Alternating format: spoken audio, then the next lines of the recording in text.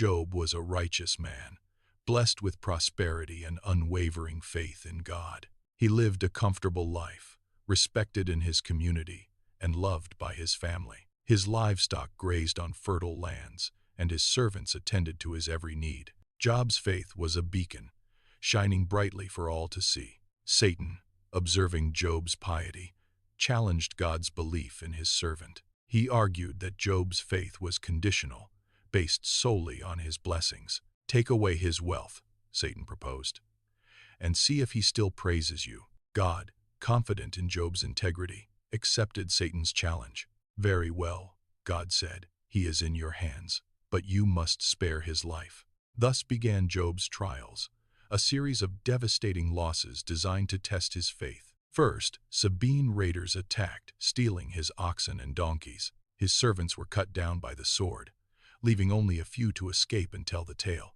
Then, fire from the sky consumed his sheep and the remaining servants. Another messenger arrived, breathless, with news of further destruction. Chaldean bandits swept in, seizing his camels and slaughtering more servants. Each messenger brought tidings of woe, a relentless assault on Job's prosperity. But the worst was yet to come, a tragedy that would strike at Job's very heart.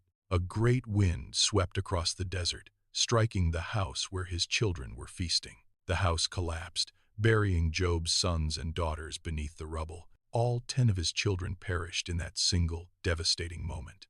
Job received the news with a grief that threatened to consume him. He tore his robe and shaved his head, signs of deep mourning and despair. He fell to the ground, overwhelmed by the magnitude of his loss. Yet, even in his anguish, Job did not curse God. Instead, he uttered words of profound faith and resignation. "Naked I came from my mother's womb, and naked I will depart. The Lord gave, and the Lord has taken away. May the name of the Lord be praised."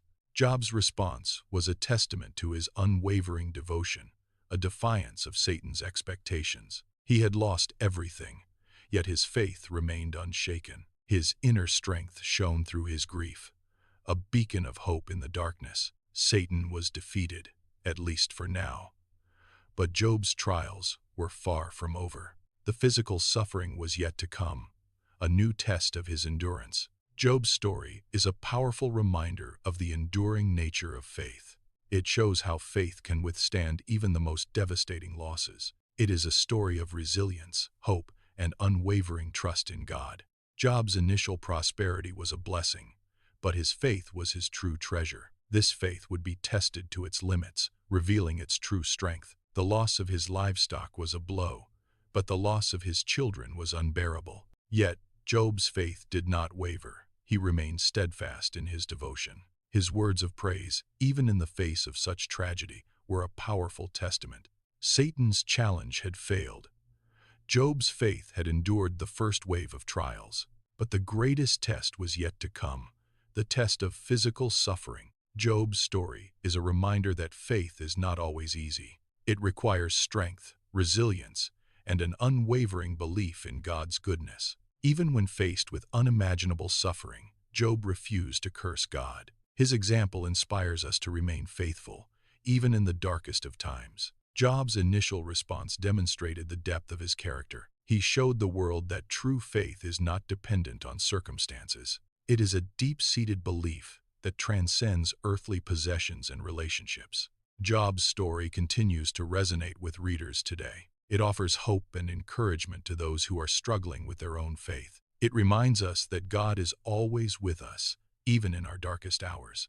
Job's unwavering faith is a powerful example for us all. His story teaches us the importance of trusting in God's plan, even when we don't understand why we are suffering. Job's faith was a light that shone brightly in the darkness, a testament to the power of unwavering devotion. His story is a beacon of hope for all who suffer, a reminder that faith can endure even the most devastating trials. Job's initial trials tested his possessions and family, but his spirit remained unbroken. Job sat amongst the ashes, his body covered in painful sores. He scraped his skin with a shard of pottery, seeking a moment's relief. His moans echoed in the desolate landscape. Eliphaz, Bildad, and Zophar arrived, their faces etched with concern.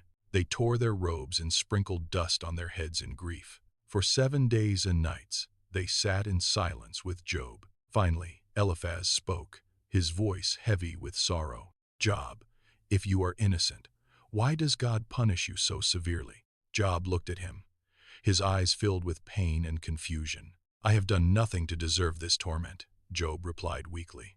Bildad then spoke, his tone sharper than Eliphaz's.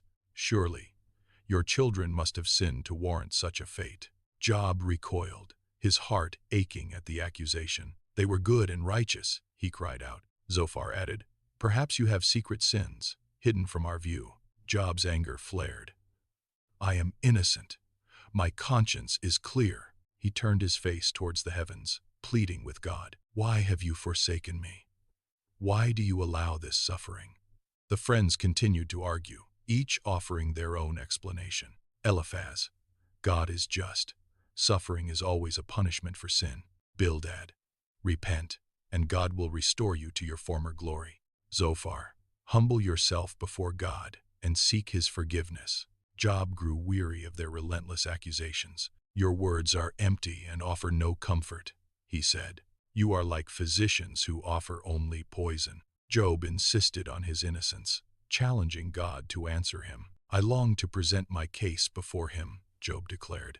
I know that my Redeemer lives, and he will vindicate me. A whirlwind suddenly appeared in the distance, growing larger. A voice boomed from within the storm, shaking the earth. Who is this that darkens counsel by words without knowledge? Job and his friends fell silent, awestruck by the divine presence. God continued, where were you when I laid the earth's foundation? Tell me, if you understand all these things. God questioned Job about the wonders of creation, the stars, the sea. Can you bind the chains of the Pleiades? Can you loose Orion's belt? Job was humbled by God's power and wisdom. I am unworthy, Job confessed. I spoke of things I did not understand. My ears had heard of you, but now my eyes have seen you. Therefore I despise myself and repent in dust and ashes. God turned to Eliphaz, Bildad, and Zophar, rebuking them. You have not spoken of me what is right, as my servant Job has. God instructed them to offer a burnt offering and asked Job to pray for them. Job prayed for his friends, and God accepted his prayer. The Lord restored Job's fortunes and gave him twice as much as before. All his brothers, sisters, and former friends came to visit him. They comforted him and gave him gifts of money and gold rings. Job was blessed with 7 sons and 3 beautiful daughters. He named his first daughter Jemimah, the second Keziah, and the third Keren-Happuch. In all the land, no women were as beautiful as Job's daughters. Job lived for 140 years after his suffering. He saw his children and their children to the 4th generation. Job died, an old man and full of years. His faith, tested and refined, shone brighter than ever. He learned that God's ways are beyond human understanding, and that even in suffering, God's love and justice prevail. Job's story became a testament to enduring faith, a beacon of hope for all who face adversity. His name, forever etched in the annals of faith, a reminder that even in the darkest night, dawn will eventually break.